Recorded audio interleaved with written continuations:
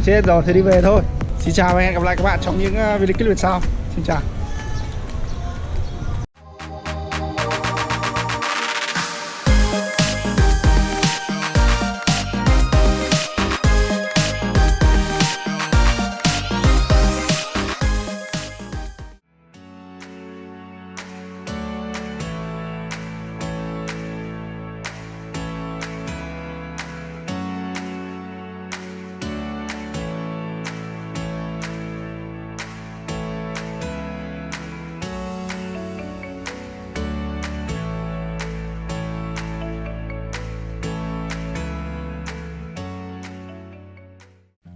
Ok, xin chào mọi người.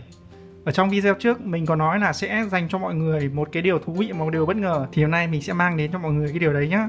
Nếu như mẫu máy bay trước không đủ làm cho bạn cảm thấy vui hay là cảm thấy thỏa mãn, thì đây sẽ là một tip mà mình mách nhỏ cho các bạn. Các bạn hãy làm theo tip này của mình và tận hưởng nó nhá. Mình bật mí rằng nó sẽ khiến bạn vô cùng là ngạc nhiên đấy. Nào, các bạn hãy lật ra đằng sau và để ý rằng đây có một nếp gãy. Các bạn hãy gấp nếp gãy này xuống dưới. Làm theo mình nhé.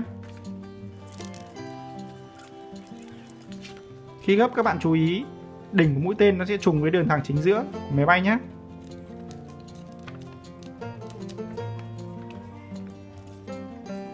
Như vậy.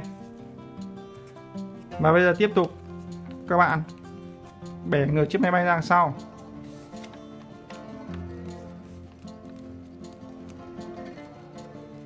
Và tiếp tục các bạn hãy gấp cái phần cánh này giống như video lần trước mình có hướng dẫn rồi nhé. Cho nên đoạn này mình sẽ tua nhanh thôi.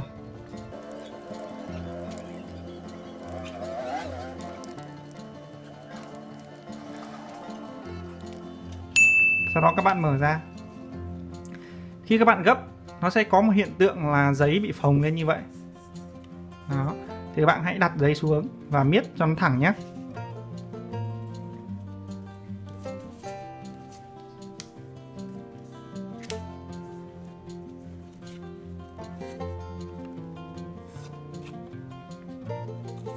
Và phần đuôi các bạn làm giống như video trước mình hướng dẫn nhé.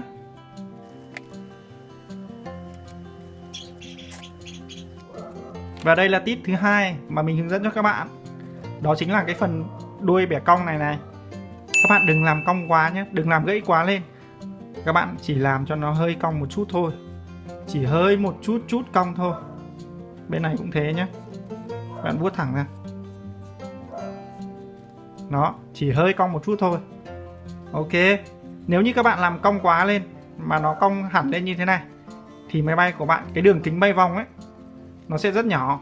Vuốt thẳng nó ra như này thì cái đường kính bay vòng nó sẽ to hơn.